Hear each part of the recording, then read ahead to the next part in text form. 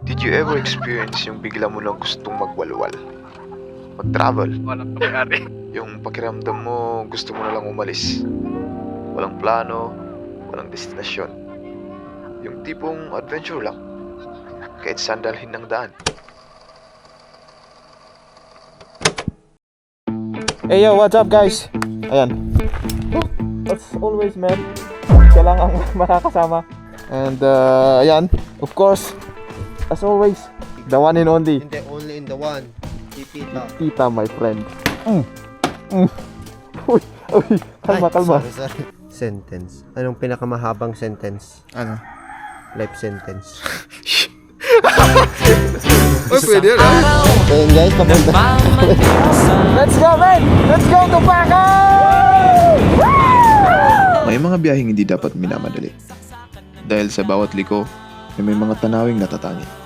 Sa episode na ito, susundan namin ng daang paakyat sa ulap patungo sa pinakasinik na basketball court sa Pilipinas na matatagpuan sa Bacol, Benguet. Magkamalay ay nasa ospital na ako. Habang naglalakbay kami, may napansin kaming isang shortcut sa Google Maps. Instead na sundan namin ang original route, pinili naming sundan ito. Isang desisyon na may halong kaba at excitement. At hindi kami nagkamali sa pagpili dahil sa bawat liko, bawat ahon na kalsada may bubungad sa amin na paklandang tanawin.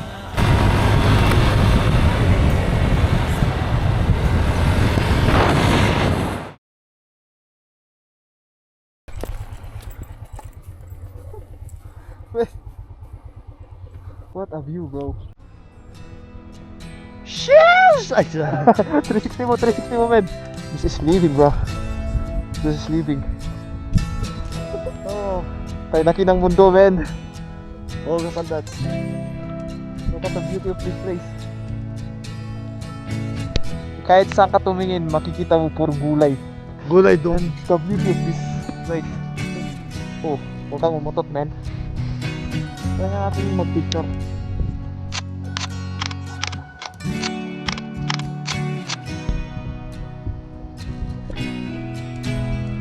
I've seen mountains before. Sa totoo lang, I'm living in a mountainous town. But standing at the top feels different. You feel free. You look around at God's creation and all you can say is, wow. Sa sobrang ganda, you forget everything else. And maybe that's why we travel. Not just to see places, but to feel moments like this.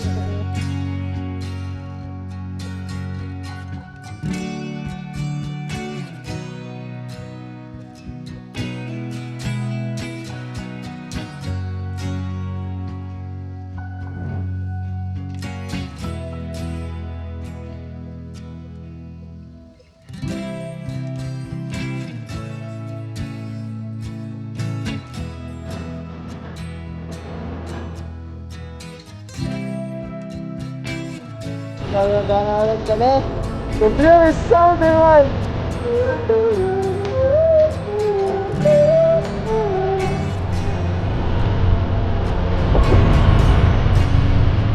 Ay, tapos na.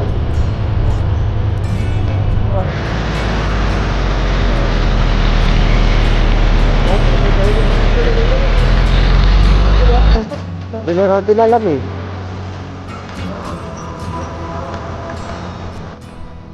Akala namin isa lamang itong simpleng biyahe.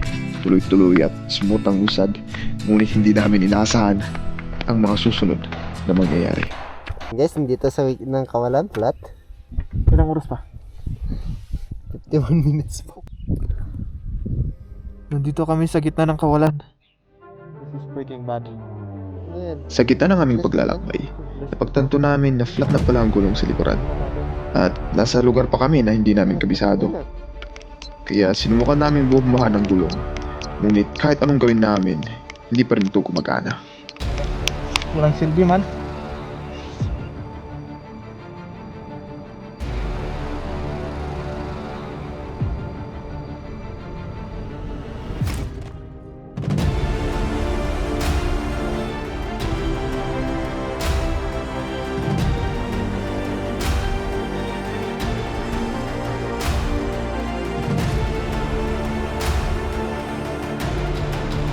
Right, so ayan.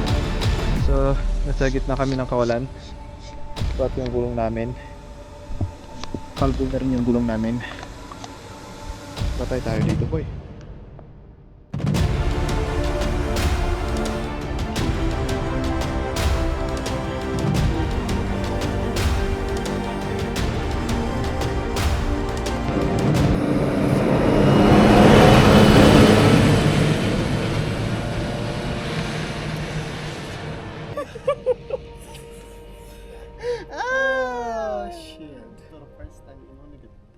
Okay, so there's no other choice. Wala tayong choice, man. Freewheeling. Freewheeling natin to. Freewheeling na lang natin. Hopefully dyan sa baba may store. Just when we thought na may stop na kami dito, biglang dumating si Uncle Romeo. Thank you, Uncle. Thank you, Uncle. Ada apa? Sebagai tabaka, no de jaga simpan ba? Di sama-sama ni je. Ginakan mo, Uncle? Sige, sige. Romeo. Ay, Romeo. Thank you, Uncle. Sige, sige. Thank you, thank you. Okay, guys. W kay Kwan. Uncle Romeo. W talang babait ng mga tao dito, Prars. Malamig na hangin!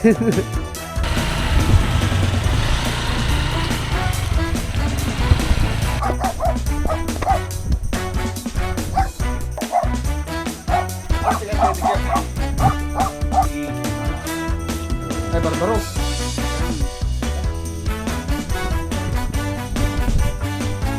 Di ba pa kayo kumain ba?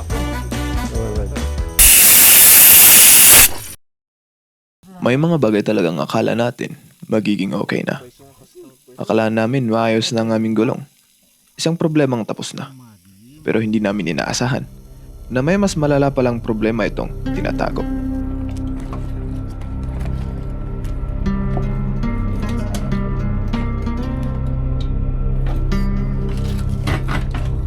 Unti-unti nang bumababa ang ulap sa lugar na iyon.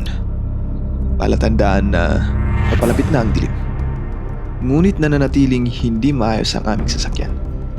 Sa bawat minutong lumilipas, unti-unti ring pumapasok ang pag-aalala sa amin. Hindi ba yan yung makita na init nga ka na yun?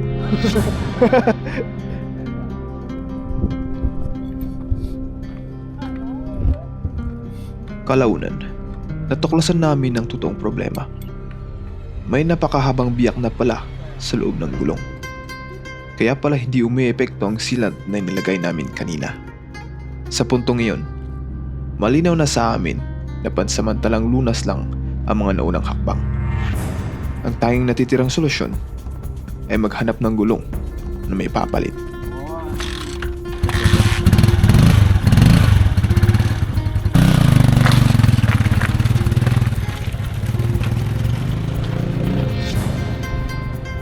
Alright, man.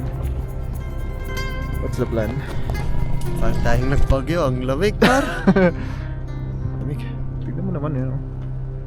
Ka-level na namin yung ulap. Kahit nasiraan kang ganda ng view dito, par. Oo, okay. Kilala ang Pilipino sa pagiging hospitable. Kahit sa ang sulok ng bansa, buhay na buhay ang kaugalayang ito.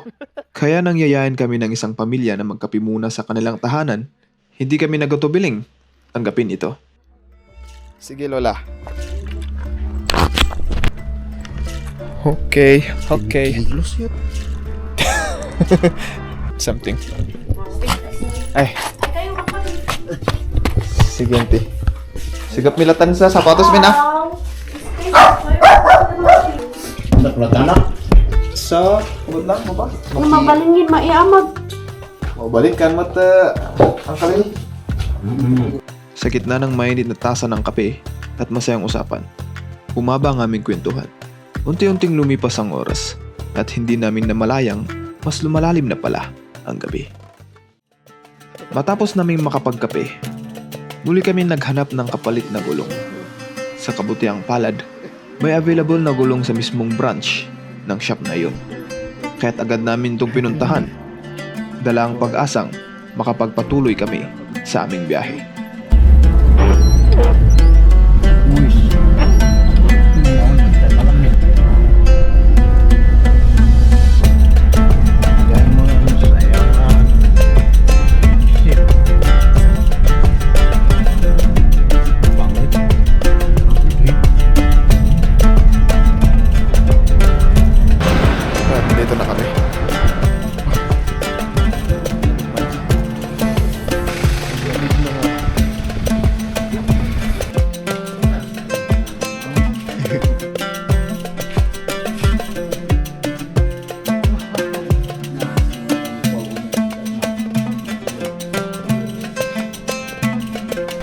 Right, so nakabili na kami. Yes, 1.8. Let's go. Ayun. Bagla kita nagdamag kami. Pagmandian at tasan nga naikabil piman niya karatura. Ay, kung nandiyan nagdamagan nyo. Oo. Kalaro mo yun. Yay, butchog dita. Ababang adakal ti tiyan na. Pagbalik namin, agad sinimulan ni Uncle ang pag-ayos ng gulong. Samantala, kami na may muli nilang inanyayahang maghapunan sa kanilang tahanan. Isang paanyayang sumasalamin sa kanilang kabutiang loob at mainit na pagtanggap sa amin. W family. WW. Nasingpat mo yun. Wada inbreed mo. Talaga nga maki-feeling close kami nga talaga.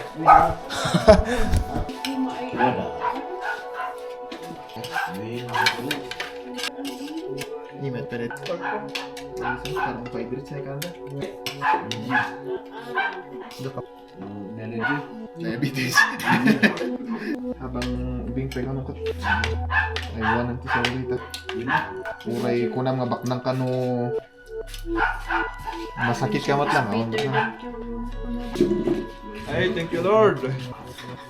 Habang kami kumakain, napag-usapan namin ang tungkol sa buhay, mga pasyalan, at mga aral na mula sa Biblia na maaari naming i-apply sa tunay na buhay. Sa totoo lang, napakasaya nilang kausap. Parang nakikipagkwentuhan lang kami sa sarili naming lolo at lola. Sumagi rin sa isip namin na marahil kaya kami nasiraan sa lugar na yon ay may aral kaming dapat matutunan. At totoo nga, sa maikling oras na nakasama namin sila, marami kaming napulot na aral. Mga aral na dadalhin namin saan man kami magpunta. Samantala, hindi namin ni-record dahil lubat na kami, pero ayos na ang aming motor. Pwede na sana kaming umalis, pero Da kayo kidiante no, mabalin nga ka. Umiyan kami pa lang. So what's up guys? So yan, katatapos namin makipagkwentuhan kay Auntie Cherry. At yun, sarap makipagkwentuhan man pag tungkol sa words of Gods. Yes, about life. Life, yun yung mga pinagkwentuhan namin kanina. Hindi ko na-record kasi lobat tong camera natin, kaya chinarge ko muna. And kami, syempre, magpe-prepare na kami para matulog. Para bukas goods ulit, di ba?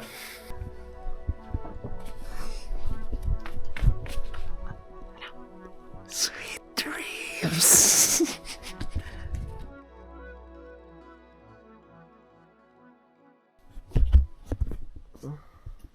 Ang sarap matulog.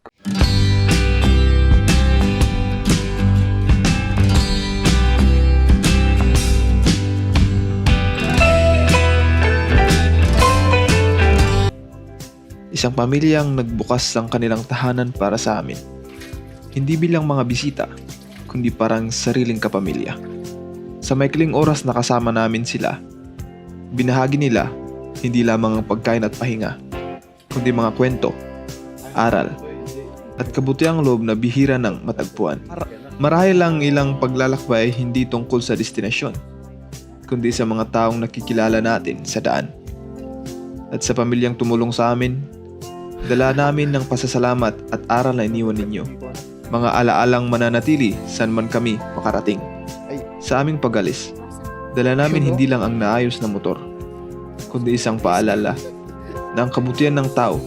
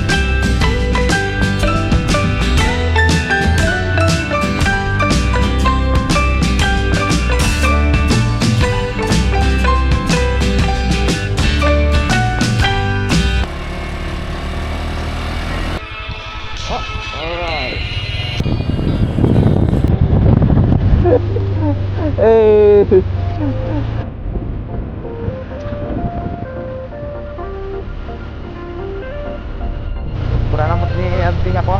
Kailangan mo tanggalin. Oh my God, bro.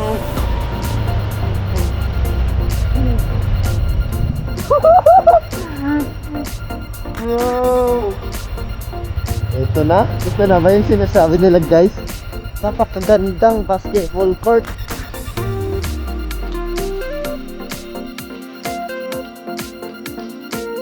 For us, traveling is not just about traveling. It's where we find peace. It's what makes our souls alive. It's where our minds feel free and our hearts feel light. Every place we go carries a story, and every journey makes us feel more connected to ourselves. When we travel, we don't just see new places, we feel new emotions, new perspectives, and a deeper love for life. Traveling reminds us that our souls are meant to explore, to feel, and to truly be alive. Bigotan yan.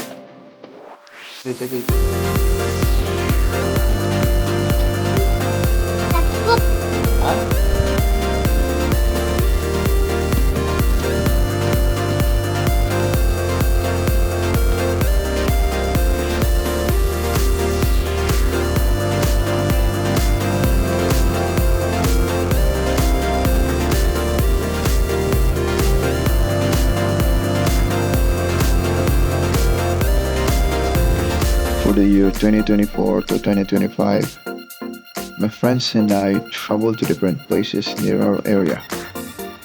They weren't abroad or the famous major tourist spots here in the Philippines, but we still experienced genuine enjoyment, excitement, and memorable moments during our adventures.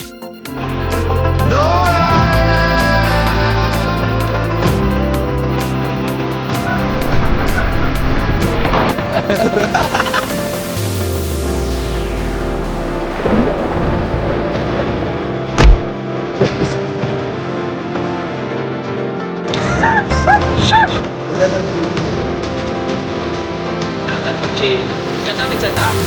Tara! Tara!